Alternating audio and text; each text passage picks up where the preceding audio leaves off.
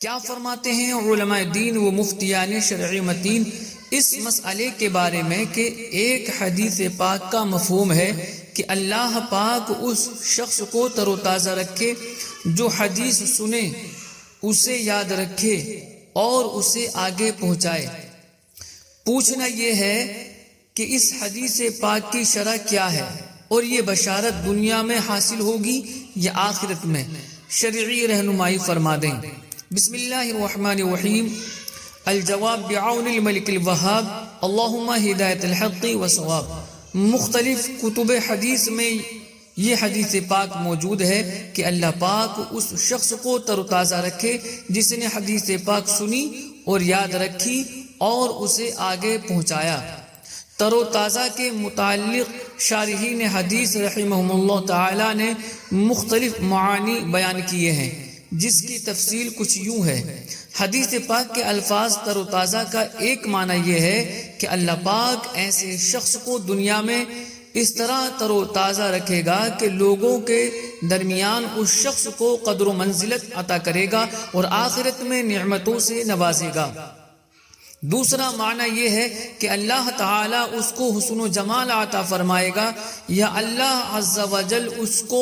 آخرت میں جنت کی نعمتوں سے نوازے گا، اور یہ ساری بشارتیں دنیا اور آخرت دونوں میں عطا کی جائیں گی۔ لوگوں تک حدیث پاک پہنچانے والے کے متعلق مشکات المصابیح میں ہے کہ حضرت ابن مسعود رضی اللہ تعالی عنہ سے روایت ہے، فرماتے ہیں کہ رسول اللہ صلی اللہ علیہ وآلہ وسلم نے فرمایا، اللہ پاک اس شخص کو تر و تازہ رکھے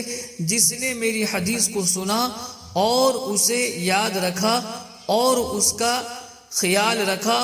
اور اس کو آگے پہنچایا۔ مذکورہ حدیث پاک کی شرح کرتے ہوئے ملا علی قاری رحمت اللہ تعالی علیہ مرقات المفاتیح میں فرماتے ہیں کہ اللہ پاک اس شخص کو جسے علم و معرفت عطا کیا گیا لوگوں کے درمیان قدر و منزلت کے ذریعے اور آخرت میں نعمتوں کے ذریعے خوشی اور تر و تازگی کے ساتھ خاص کر دے گا، یہاں تک کہ اس شخص کے اوپر نعمتوں اور تر و تازگی کی چمک دیکھی جائے گی۔ اسی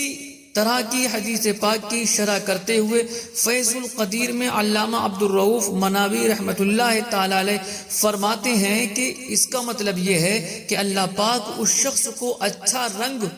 اور تر و تازگی کا لباس پہنائے گا، یعنی اللہ پاک اس شخص کو زیب و زینت اور حسن و جمال عطا کرے گا، یا اس کا معنی یہ ہے کہ اللہ پاک اس کو جنت کی تر و تازگی یعنی نعمت عطا کرے گا۔ اور یہ معنی بھی بیان کیا گیا ہے کہ اللہ پاک اس کے چہرے کو لوگوں میں خوبصورت بنا دے گا، یعنی اس شخص کو لوگوں میں قدر و منزلت اور جاہ و جلالت عطا فرمائے گا۔ محقق علی الاطلاق شیخ عبدالحق محدث دہلوی رحمت اللہ تعالی علیہ فرماتے ہیں، نظر اور نظارت اصل میں چہرے کی خوبصورتی اور روشنائی اور توانائی کے لیے آتا ہے، یہاں اس سے شان اور